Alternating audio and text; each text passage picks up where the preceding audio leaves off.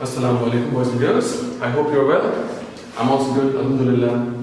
So, let us continue with another edition of our class for English language. Here, today's topic that we have selected for today is from the text New Expressway 2, from page 246 to 248.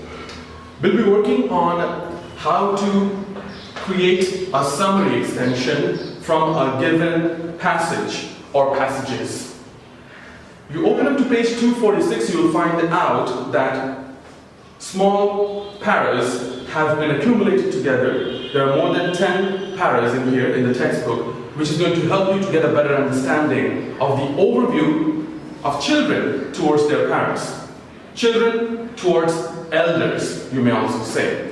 Today we're going to learn what the children of different parts of the world have to say. And based on that, we'll be creating a summary of our own. That's why our topic will be summary writing. Before we get to the readings, I must tell you a few techniques that is also being used in order to create a summary.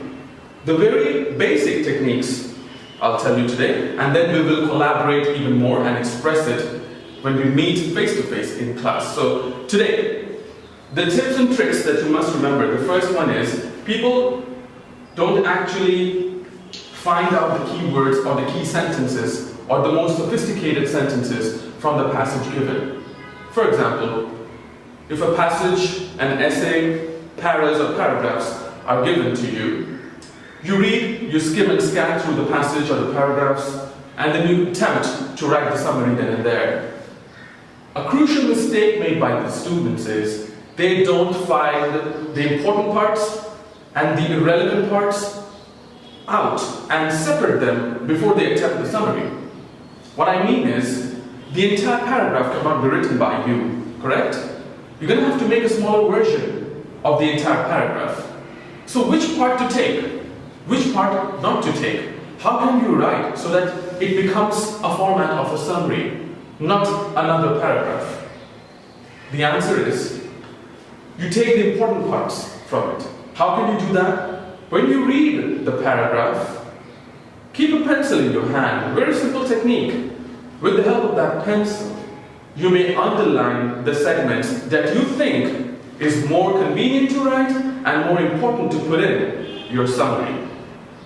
Second attempt you will take those underlined parts from the entire paragraph once you're done, and you will think and conjure the ideas in your mind about those important parts, and then you write them down.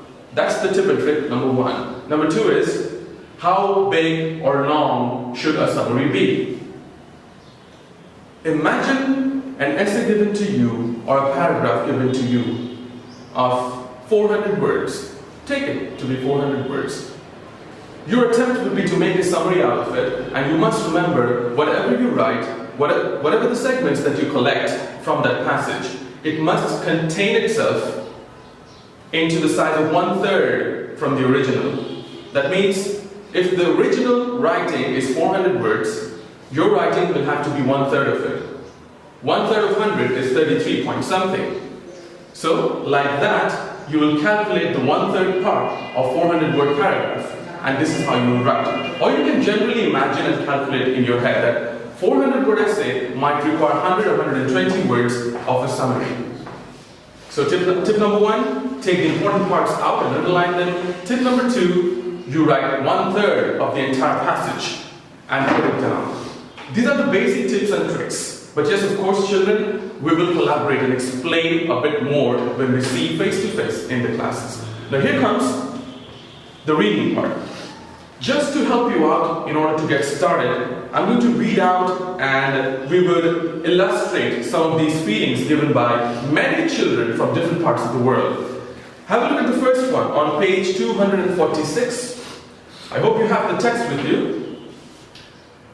You'll find a few pictures here, the names of the pictures on top, and then some of the students on the left.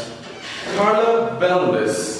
That's the first name, if you can pronounce it correctly. Carla Bellis. She wouldn't mind, she doesn't know we're pronouncing her name, so it's okay. She's age 14 from Jamaica. Okay, so she's from a country where, you know, from the African zone there. She's saying that I think parents should discuss things like sex and having boyfriends at 11 years old. She's quite blunt, she's quite straightforward. She's talking about something, a topic which is very sensitive, sex. And she would allow, the parents wouldn't allow for the children to talk about this sensitive subject all the time. But she says that sensitive subjects like these should be talked about at 11 years old. And mothers should talk to their daughters about menstruation because when it comes, it often causes a lot of chaos and children panic. For girls, especially for girls, the situation for menstrual problems when they grow up, growing up to be women, biological and physical changes are happening. In that case, mother is the first and the very best friend that a girl could ever have. In that situation, mothers should be open, mothers should be informative, and they should be like the best, closest friend, holding hands, giving sympathy, and telling them what to do and what not to do, what happens and what doesn't happen, all the natural biological senses in it. She's saying that it creates a lot of panic, a lot of havoc, a lot of nervousness, losing patience, losing confidence among the children, especially girls. So these things should be talked about.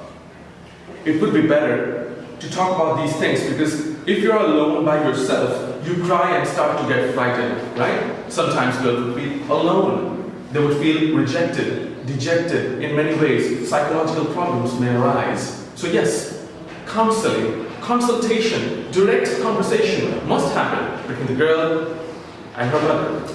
Mothers should be more friendly and more, coming close, more closer to their children. Here comes another Yulo. Yulo from age 8 from France. Yulo will be saying something. Yes, now he's saying, yes, it really bugs me. They are always telling you that you will find out about things when you are grown up.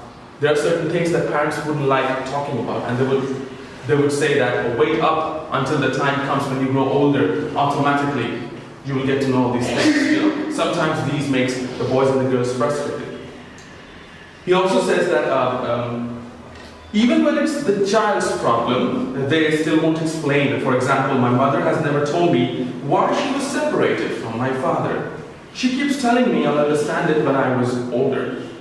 But I want to know now because it bugs me a lot that my father is separated from my mother. Another very, very sensitive kind of a topic that a child might face during the time. In different countries when mothers and fathers are separated and they live not together anymore, and that bugs, that keeps the boy in a very tumultuous situation psychologically and forces the boy to think different things. He keeps asking his mother about the reason why his dad and mom were not living together. They were separated, maybe divorced. These kinds of situations should also be taught openly by the parents to the children, so that the children do not go through this painful, scrutinizing experience. They should know because it's happening in their life. They have the right to know. I'll read one more. Here goes Durgia, age 13, from India, much closer to the context and the culture over here in Asia. Let's see what he has to say. Durgia says, I'm assuming it's a boy. The picture on the left. My parents have many different views from me about the way we should live. I feel we should have a proper house and a well. Well means, the extraction from where you can get water, very deep well. I feel we should have a proper house and a well, he says. They don't look to the future. They don't strive for it. They don't see the need for enjoying life, like living in a good house and going to nice places. They have accepted things exactly the way they are. I look forward to getting a better job, getting a training, and improving my life. The boy is futuristic. He has got ambitions. And he talks about his ambitions. It frustrates him thinking that his father and mother are not contented with life. They're not striving to become better in life. They're not striving to have the good things, the niceties in life. They're just surviving. They're not actually living. There's a basic difference between surviving and living. The boy wants to live his life. He wants to get away from that place, live in a much better place, have a good job, and have a better life. he becomes frustrated. We have read 3 of the viewpoints from 3 different children, 3 cases from 3 different children, stating 3 different problems. These problems must be dealt with, otherwise it haunts the heart and the mind of the child. You will find there are 4, 5, or even more paragraphs to discuss. Discuss these paragraphs with your friends or read it by yourself. Do some extensive research if you need to. But yes, being a child yourself will help you to understand and put yourself into the shoes of these boys and girls. The work that you have to do is to show me in your homework, which is stated here on page 248.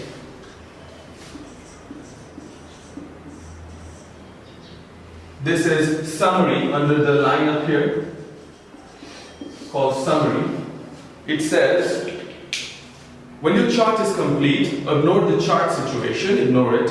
You're going to have to write a summary in a paragraph, okay, in a paragraph code. That means one para starts and the entire writing ends with only one para intact. That's called paragraph. You will do a continuous writing of not more than 120 words. They're giving you the word limitations in this case because the passages are not together. All the passages that we have read, they are different and they're separated. So they have given you a word limit, which is 120. Do not exceed. Try to remain 10 more or 10 less words around 120. What you will write in the summary will be giving advices to parents about what they should and should not do in their relationship or interaction with the children. How the parents should interact with their children, discussing different sensitive situations or things in life. How should they approach their children? Now the children are going to advise them. This is a good chance for you to take out your complaints and grievances and put them down into the summary. Of course, you will take your personal experiences as well as the information you have learned from all these passages. Please read them very well. So should and should not do in the relationship or the interaction that the parents have with their children. Include an example for each piece of advice. Okay, you can begin like this.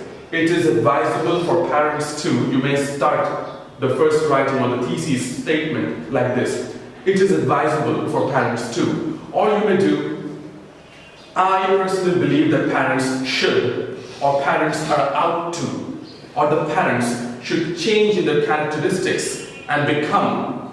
You may write the first sentence any way you wish, or you may take the ideas I have stated. The ideas will also be told down in your soft copy sent down by an email.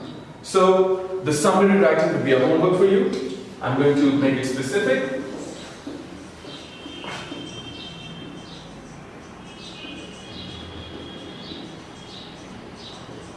(130 words), and you will find that on page 248. 248 under the lineup of summary. So this will be the homework for you next time. So we'll see each other inshallah in class. That's all for today. Assalamu alaikum.